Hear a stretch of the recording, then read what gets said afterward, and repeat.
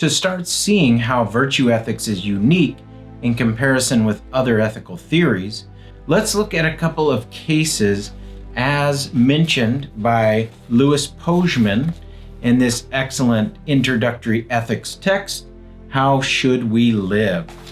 Pojman asks us to consider the following two cases. First, we have a person named John, and he hears that 100,000 people are starving in Ethiopia. He feels deep sorrow about this, and then he sends $100 of his hard-earned money to a famine relief project in Ethiopia. Let's contrast John with Joan. She hears the same news, but doesn't feel anything. However, out of a sense of duty, she sends $100 of her hard-earned money to a famine relief project in Ethiopia. So what do you think right away? Who is more moral, if anyone? Is it John or Joan? Keep that in mind, and then let's continue. Jack and Jill each have the opportunity to embezzle $1 million from the bank at which they work. Jill never even considers embezzling. The possibility is not an option for her. Jack, on the other hand, wrestles valiantly with the temptation, almost succumbs to it, but through a grand effort of will, finally succeeds in resisting the temptation. Who, if anyone, in each of these cases is more moral? So to begin locating virtue ethics and how it's unique from other ethical systems, let's just consider the big three views of moral theory. The first view is deontological. That is, it's duty-based. The right act will be the act that conforms to duty. Here you can think about Kant's ethical system, where the right act is the maxim, is in alignment with the rule or the maxim that comes out of the moral law, and you do an act that has moral worth and that is worthwhile when you perform an act that aligns with the moral law, and you do it for the reason that the moral law requires it. So you can see it's just shot through with duty and doing what's required, and there are a lot more details to it, but that's a rough sketch. The second big category, compared to deontological, is what's known as teleological. So telos is end or goal. A teleological theory is a theory that focuses often on action, and it's about doing the right thing. It's about doing the right act that aligns with the goal you're trying to achieve. So here you can think about utilitarianism, which says that the right act is the act that maximizes the good, well-being. And the right act will be the act that achieves that end. So therefore, it's a teleological system. Virtue ethics, by contrast, is arete. Arete is known as excellence or virtue. It's about having the right disposition or habit to do the right thing. And that doing, that excellence or virtue, comes out of being the sort of agent that has the virtues. So as opposed to focusing on duties, as opposed to focusing on actions and doing the right thing, virtue ethics focuses on being the right sort of person. So it's about developing your moral character.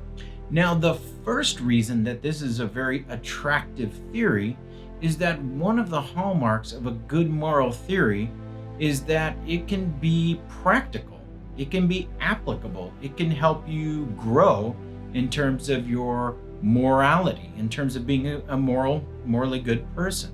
Now, virtue ethics, since we're focusing on having the right sort of character, we can look at role models from history of people who have exemplified the virtues. Here you can think of people like Gandhi, Martin Luther King Jr., Mother Teresa. People, though they were not perfect, in many areas, they exemplified moral goodness for the things they did. They fought for justice, they fought for the poor, they fought for things like love and compassion compassion, things that are morally good. And because of that, we have something to aim at in terms of developing our own moral character. So there's this sense in which we can develop morally by aiming to be like them, like the virtuous person. Now let's get a little more specific with regard to what a morally virtuous person would look like by using an example found in this text that we're looking at today by Louis Pojman. He mentions the example of, in 1941, Father Maximilian Kolbe. He was a Polish friar from Warsaw, and he was arrested for publishing anti-Nazi pamphlets, and then he was sentenced to Auschwitz. There he was beaten, kicked, and whipped by the prison guards. After one prisoner successfully escaped, the prescribed punishment for the remaining people was to select 10 other prisoners who were to die by starvation. As 10 prisoners were pulled out of line one by one, Father Kolbe broke from the ranks, pleading with the commandant to be allowed to take the place of one of the prisoners. He said, quote, "I'm an old man, sir, and good for nothing. My life will serve no purpose," end quote. The 45-year-old priest pleaded. He was taken, thrown down the stairs into a dank, dark basement with the other 9 prisoners, and left to starve. Usually, prisoners that were punished like this spent their last days howling, attacking each other, and clawing the walls in a frenzy of despair. But this time, a seeming miracle was heard coming from the death chamber. Quote, "Those outside heard the faint sound of singing. For this time the prisoners had a shepherd to gently lead them through the shadows of the valley of death, pointing them to the great shepherd," end quote. The Nazi guards were utterly astounded to hear the men they were killing by starvation at peace with themselves, quietly singing hymns just before they died. To keep one's heart and head in love and courage in the midst of horror and degradation, not letting oneself become degraded, but answering hate with love, that is a miracle of moral heroism. A few weeks later, several SS troopers, along with a doctor and a prisoner who survived to report the incident, entered the basement to remove the bodies. In the light of their flashlight, they saw Father Kolbe, a living skeleton, propped up against the wall.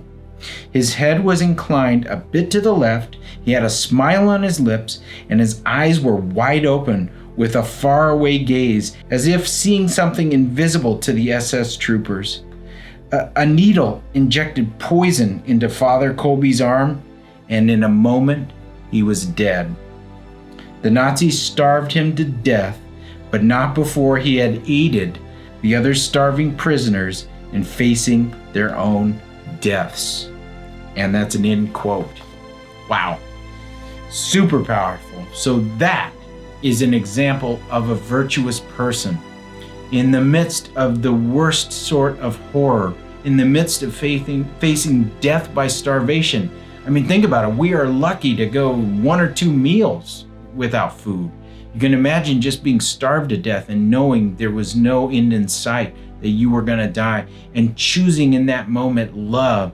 And Father Kolbe was guiding them toward their inevitable end. And he probably believed that there was another beginning on the other side, and that kept him going, and that helped him help the others get through their final moments while starving to death. Now, you don't have to become a moral saint in order to possess the virtues, but the idea is that all of us, maybe even to a lesser degree, can come to possess the sort of sensitivities that would allow us, when the time comes up, instead of responding with hate, instead of responding with degradation and hurting others, we respond out of love, compassion, patience, and many other virtues that are mentioned, moral courage, You are continent. That is, you aren't weak-willed. When the temptation comes up, you do the right thing for the right reason. And here's the key: you possess the right feelings. So feelings actually do matter on this theory, and your duty is to develop in that way, but you don't have to become a moral saint in order to be a virtuous person. Now, with this in mind, with this background, let's return to the two cases that we started out with.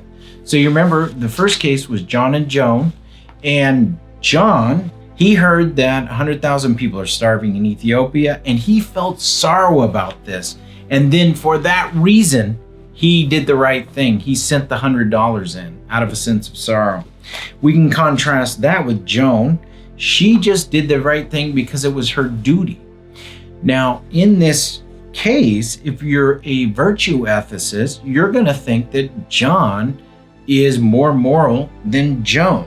That is, John had the virtues and was moved because of his moral sensitivities to the suffering of people in Ethiopia to do the right thing and donate to charity, whereas Joan didn't have those sensitivities cultivated. She didn't have the virtue of compassion in that way, but just still out of sort of a cognitive, rational understanding of what's at stake, just did what the moral law required, or what she thought was her duty, which was to give to charity. So she acted from duty, but she didn't necessarily possess the virtues that would spontaneously cause her to donate to charity. Now, Kant would think, for instance, that Joan was the more moral, that her act had moral worth because she acted from goodwill, or a will that was in alignment with what the moral law required. Whereas John, he was moved and was sensitive and therefore responded, but that doesn't necessarily mean his act possesses moral worth or is more moral than Joan's, because that's all about sympathy, and that's all about the sentiments and feelings. And for Kant, you don't base ethics on feelings and sentiments, even if they're cultivated virtues and sensitivities. Rather, it's just about doing your duty. Now let's look at the other case. The other case, you can probably imagine, follows in similar way. Jack and Jill have the opportunity to embezzle. So you may recall that Jill, she didn't even consider it. So Jill didn't struggle with it. She did the right thing for the right reason, and because she had cultivated a good, moral standing, and she wasn't even tempted to embezzle $1 million. Whereas you have Jack. He wrestled valiantly with the temptation, overcame it, and then finally succeeded in doing the right thing.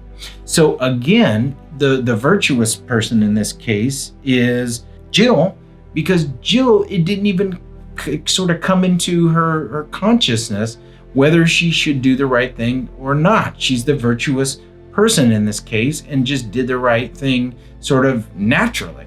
Whereas Jack had to really wrestle with his nature, and he was tortured in a sense over whether he should embezzle the $1 million. And eventually he did the right thing. But because he had to wrestle with it, that shows that he didn't have a disposition to just naturally do the right thing. He had to really wrestle with it. Well, for Kant, because it's about doing the duty, he wants to see the wrestling. That is, it isn't about just doing the right thing because you have the virtues. It's about, you could say that the moral law or the goodwill shines even brighter when you wrestle with things and then you choose, despite the big temptation, to do what the moral law requires or the right thing. So that is just a helpful contrast between virtue ethics and duty-based ethics.